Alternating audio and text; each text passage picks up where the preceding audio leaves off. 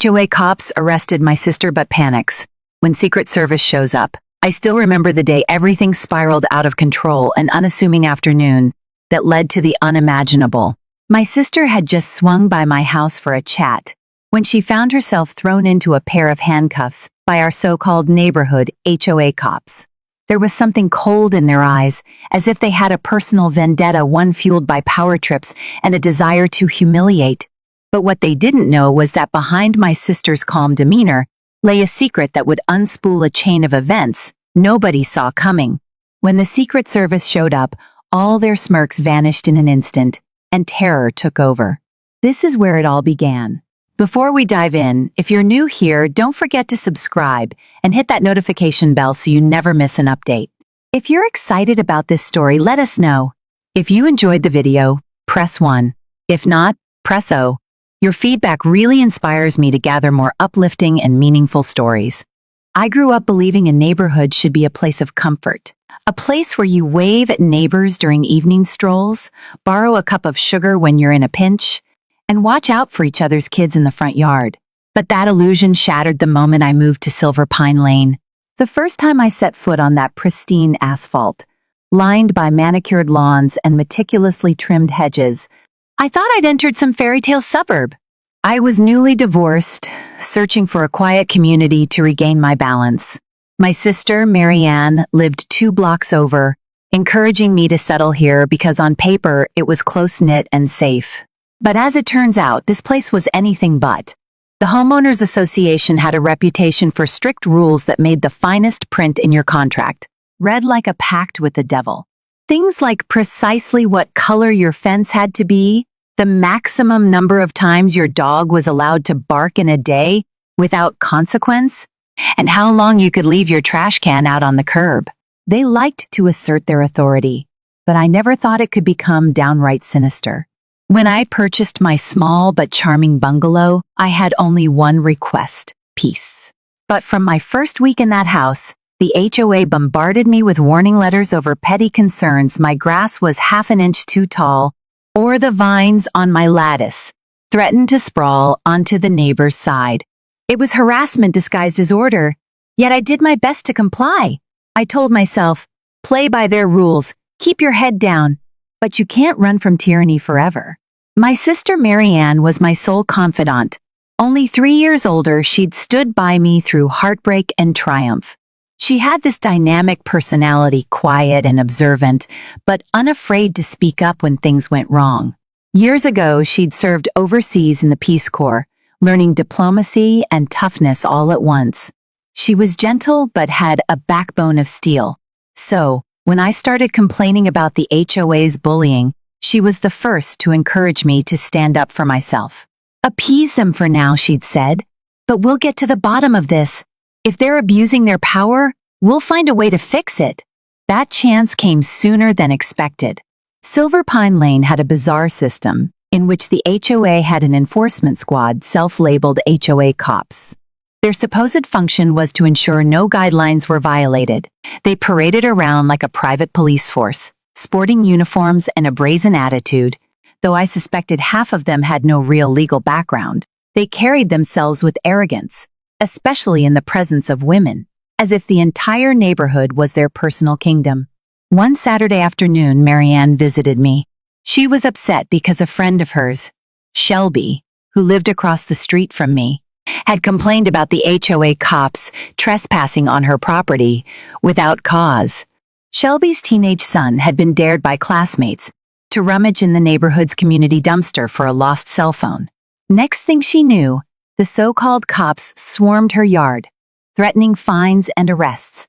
It sounded ridiculous, arresting a kid for stepping onto the edge of the private dumpster area, but that was how they operated.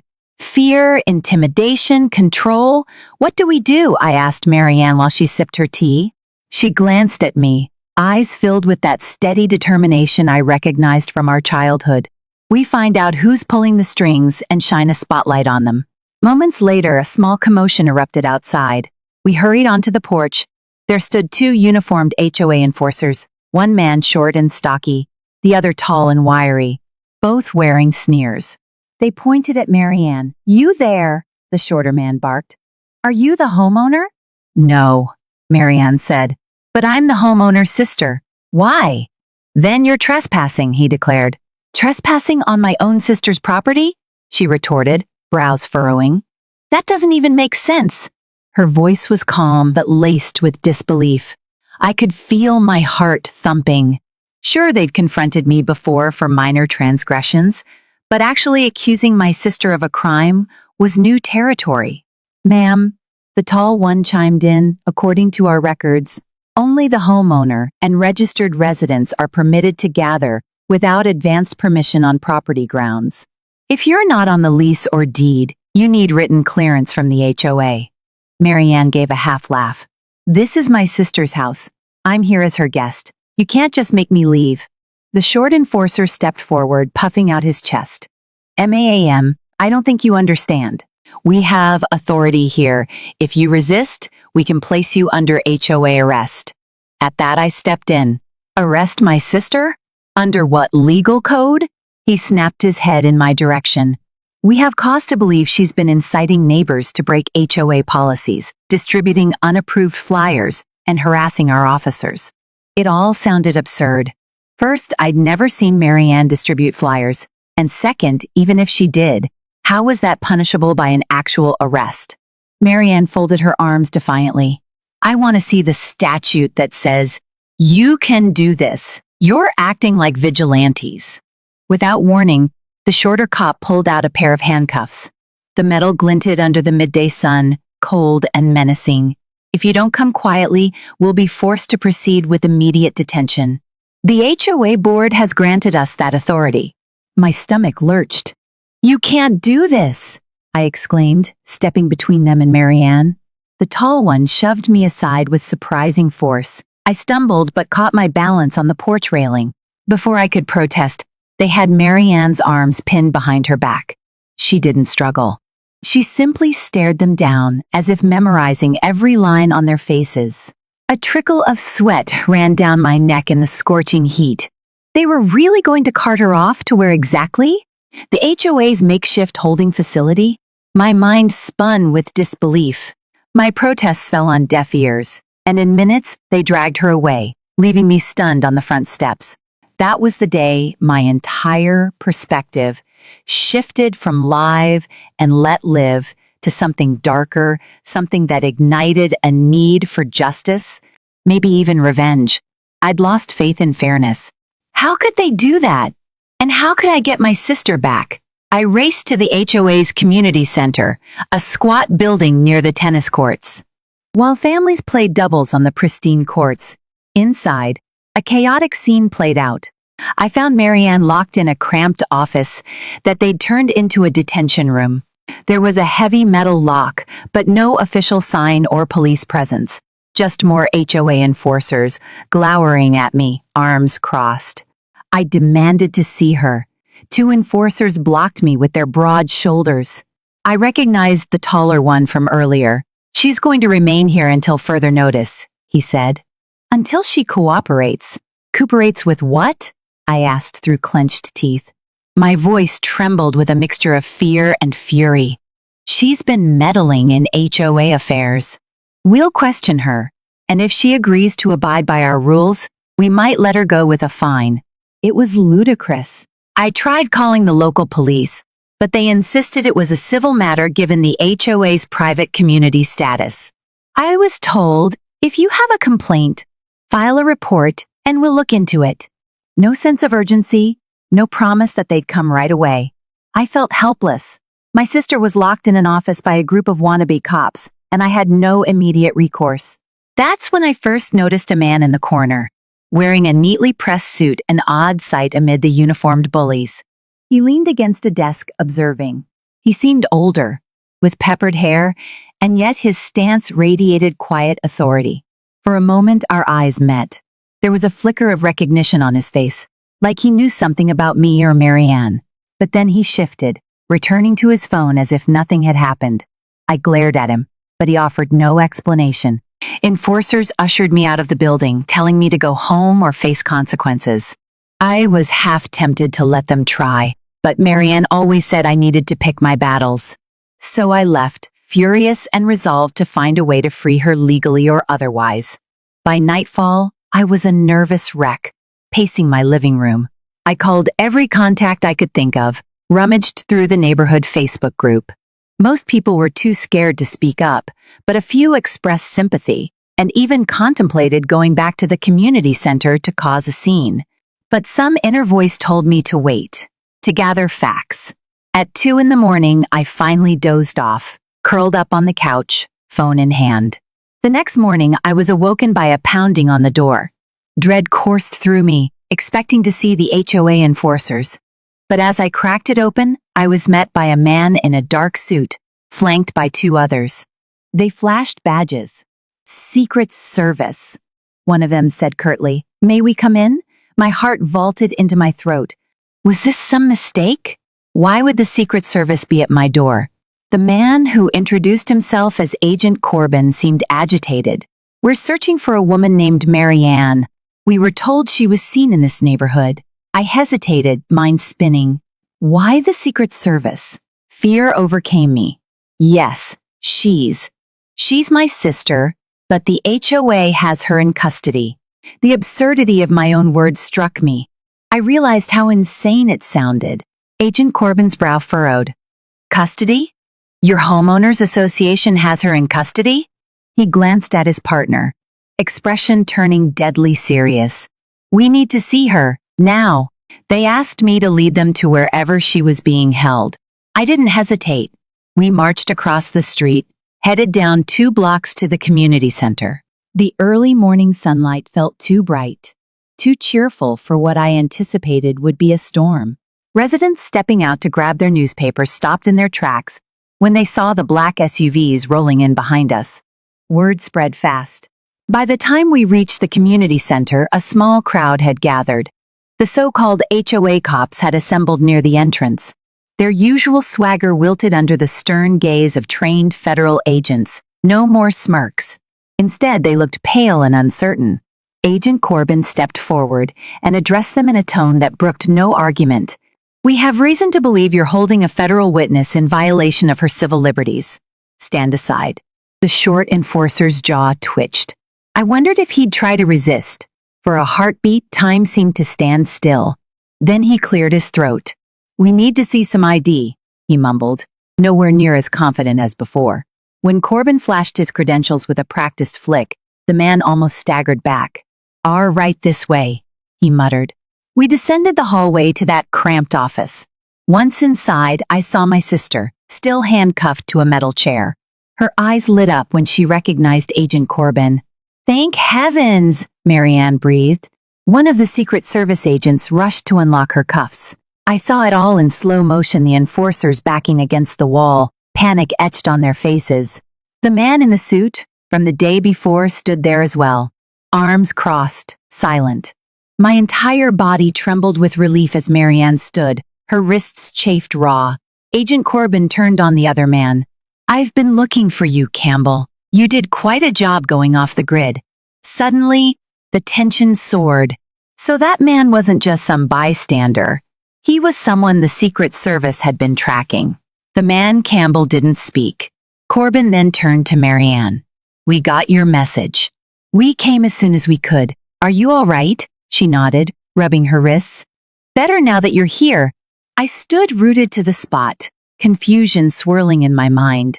My sister had some connection to the Secret Service? A dozen questions buzzed in my brain.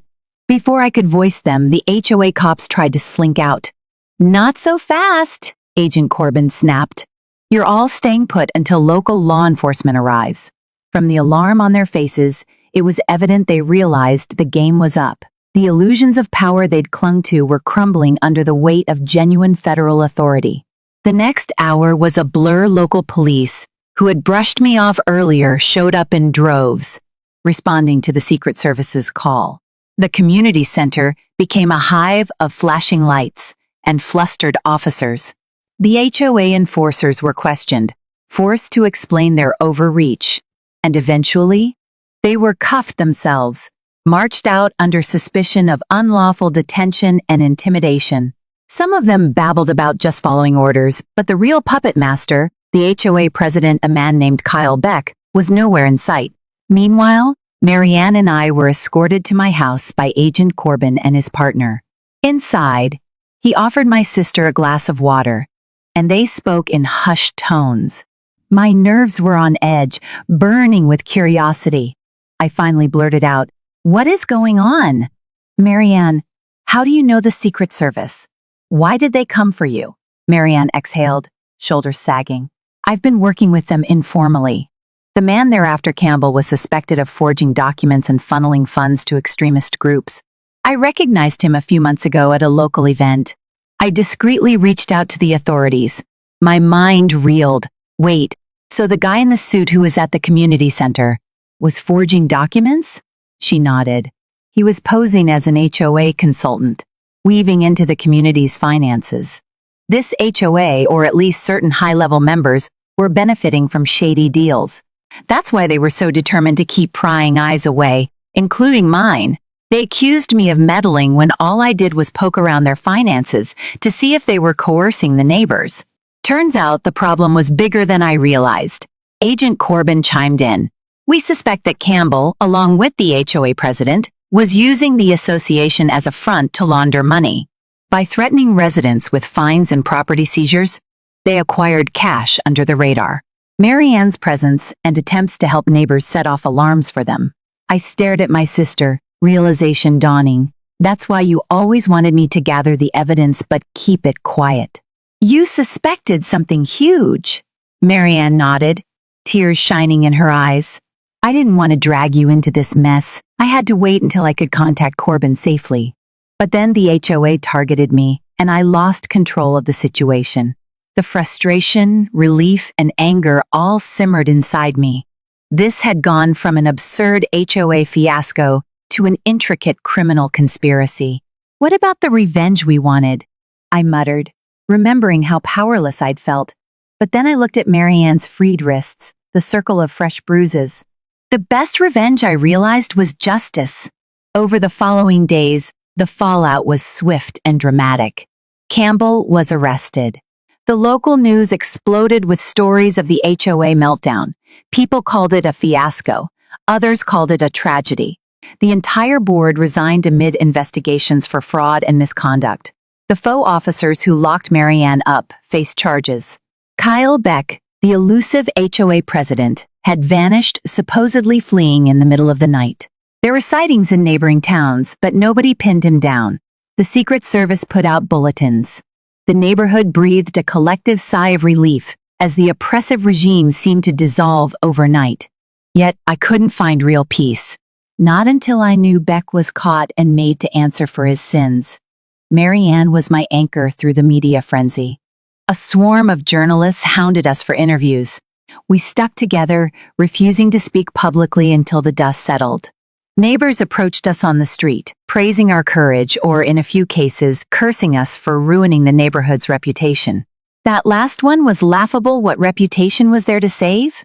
One evening, I found Marianne hunched over in my kitchen, reading through a thick folder. "What's all that?" I asked gently. She looked up, eyes somber. "Evidence. I got it from Shelby. Remember her?" She and a few others gathered financial records the HOA had forcibly taken from them. "It's enough to show the money trail to Beck. If I can piece it together, maybe the feds can track him down." "Is that safe? Shouldn't you let Agent Corbin handle it?" "I will," she sighed, "but I don't trust them to connect all the dots. I need to do this. For everyone who suffered under Beck's reign. I can't rest until he's stopped." Her words sparked something in me. All the humiliation, the intimidation, the hopelessness. Beck was the mastermind who turned a wholesome community into a fortress of fear. He arrested my sister. He made me quake in my own home. He was the reason I never felt safe. Now the tables turned, and I wanted to be the reason he never felt safe. "I'm with you," I said, placing a hand on her shoulder. We spent the next few weeks hunched over data, bank statements, property deeds, suspicious wire transfers. Our search consumed every free moment. Marianne had a knack for spotting irregularities, left over from her Peace Corps days and her time working with nonprofits. She identified patterns of money movement, Suspect charities receiving transfers at specific intervals like clockwork. Those charities turned out to be shell organizations linked to extremist cells. The deeper we dug, the more outraged we became. The HOA's petty tyranny was part of a grander scheme. We had to end it. A month after the initial bust, a contact from the local police department tipped us off that Beck had been spotted in a small town 2 hours away. He was using a fake name, but apparently someone recognized him from a news broadcast. Furious, I phoned Agent Corbin, but he was assigned elsewhere, waiting on official leads. That was too slow for my taste. An unstoppable resolve awakened in me. Marianne was hesitant at first when I suggested we go after him ourselves, just to confirm his location, then call the authorities. She said it was dangerous, and of course, she was right. But the images of her in handcuffs, of the quiet torment the neighbors endured, fueled my desire for retribution. I'm tired of feeling like a victim, I told her. I want closure. Marianne understood. So we devised a plan. We drove out at dawn, hearts pounding like we were on some covert mission. Her phone rang repeatedly with calls from Agent Corbin, but we silenced them, determined to do this on our own. The tipster told us Beck was staying at a rundown motel near the edge of town. It took us half a day to get there, an unremarkable place with peeling paint, flickering neon sign, and a mostly empty parking lot. My stomach churned as we pulled in, scanning for the distinctive face we'd only seen in official photos: broad forehead, hawkish nose, eyes that glinted with cruelty. We waited, hidden behind a row of tall shrubs that lined the property. After an hour of tense silence, he emerged from a motel room. My breath caught. He looked different, wearing a baseball cap and baggy clothes, but I recognized him instantly. My sister and I exchanged a quick glance. She pressed 911 on her phone but didn't hit call yet. We planned to confirm his identity, then alert the authorities. That was it. Nothing reckless. But life rarely follows the plan. Just as we stepped forward to circle around and snap a photo as evidence, Beck suddenly looked our way. His face twisted with a flash of recognition. Without warning, he bolted, sprinting across the parking lot. Fear punched me in the gut, but my body moved on instinct. Marianne and I gave chase, yelling, "Stop!" like we had any real authority to make him do so. He veered around a corner into a nearby alley. We raced after him, adrenaline spiking. My feet pounded the pavement, chest burning. I almost stumbled on a crack in the sidewalk, but Marianne steadied me. When we turned the corner, Beck spun abruptly, cornered by a chain-link fence. He snarled, "What do you want?" His eyes darted, searching for an escape. Marianne raised her phone, snapping a photo. "We have proof of your crimes," she said, breath ragged. "It's over, Beck." He glowered at her, voice dripping with contempt. "You nosy!" he lunged, making a desperate grab for her phone. For a split second, I thought he'd strike her. My heart pounded. But a flash of memory jolted me, my sister, bound to a chair in that suffocating office, all because of him. Rage ignited. I stepped in front of Marianne and shoved him back. He stumbled, hitting the fence with a clang. "You ruined people's lives," I hissed, trembling with fury. "You locked my sister up, threatened innocent neighbors, and now you're trying to run away?" He glared, hate contorting his features. "You have no idea who you're dealing with. I have connections that'll bury you." His attempt at intimidation only fanned the flames of my anger. "Good," I spat. "Let them come. We're done being scared." My sister's phone still hovered at the ready, capturing everything. He sneered, pushing off the fence as if to charge us. Before he could, tires screeched on the pavement behind us. 2 unmarked SUVs roared onto the scene. My heart froze, but relief washed over me when Agent Corbin stepped out, gun drawn. "Kyle Beck," he called. "Hands where we can see them." Beck's face fell. He knew he was done. Slowly, he raised his arms. Within moments, federal agents swarmed him, pinning him to the ground, cuffing him. As they dragged him away, he shot Marianne and me a venomous look. But I just stood tall, feeling a strange calm settle over me. This wasn't exactly how I'd pictured revenge, but seeing him helpless, no longer the puppet master of our nightmares, felt liberating. Agent Corbin brushed himself off, exhaling. "You two could have gotten yourselves killed," he reprimanded us, but a hint of admiration flickered in his eyes. "We tracked your phone. We were worried you might try something impulsive." Marianne offered a small smile. "Thank you for showing up." Corbin gave a curt nod. "We'll take it from here. Beck's not getting away this time."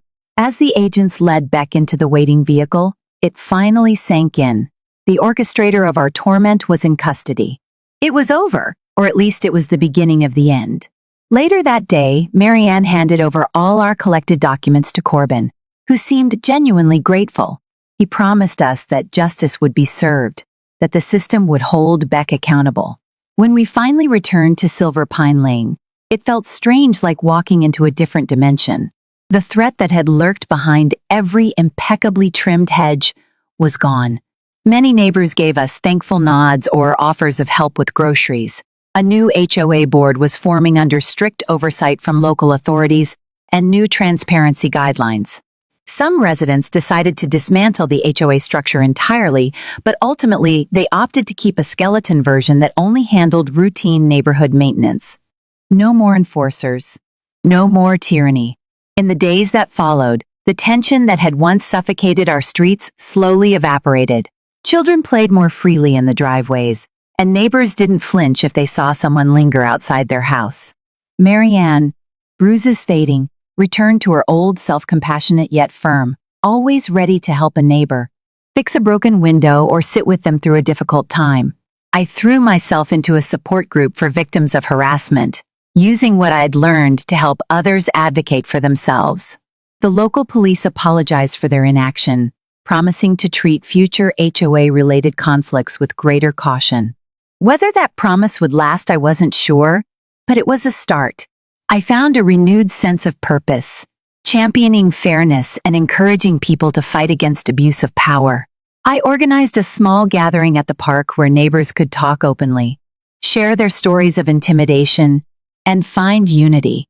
After the scandal broke, news crews sometimes still lurked around the perimeter, but soon they lost interest. Life gradually returned to normal, albeit a normal that felt lighter and more hopeful.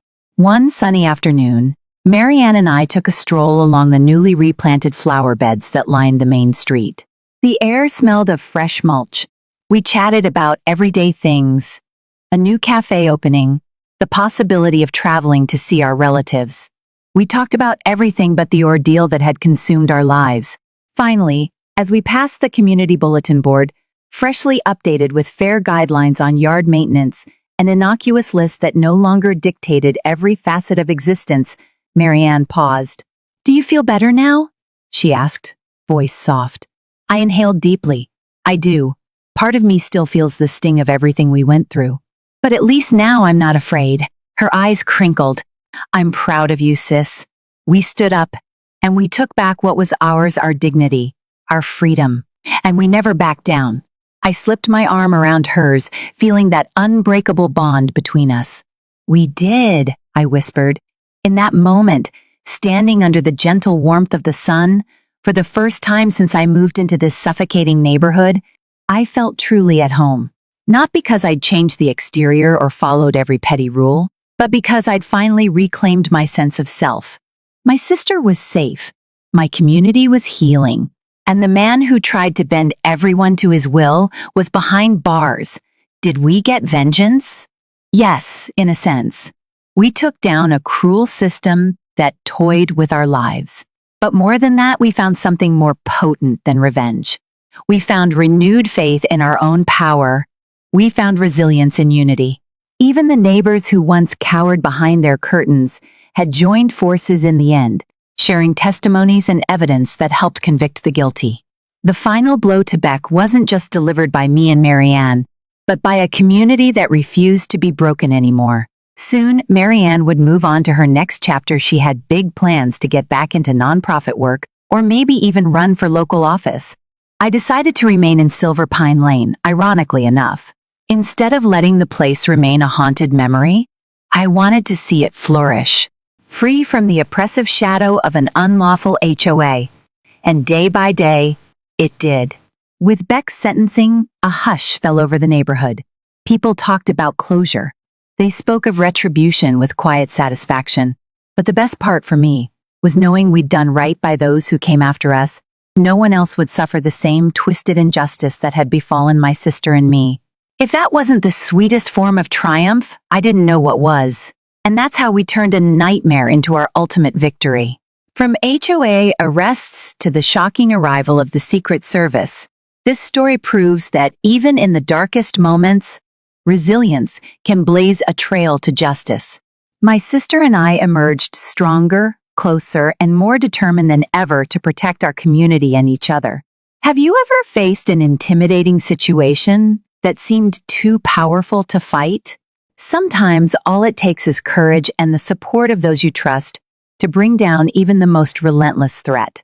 If you found inspiration or excitement in this story, please remember to give this video a thumbs up, share it with friends, and subscribe for more thrilling tales ahead. Thank you for watching.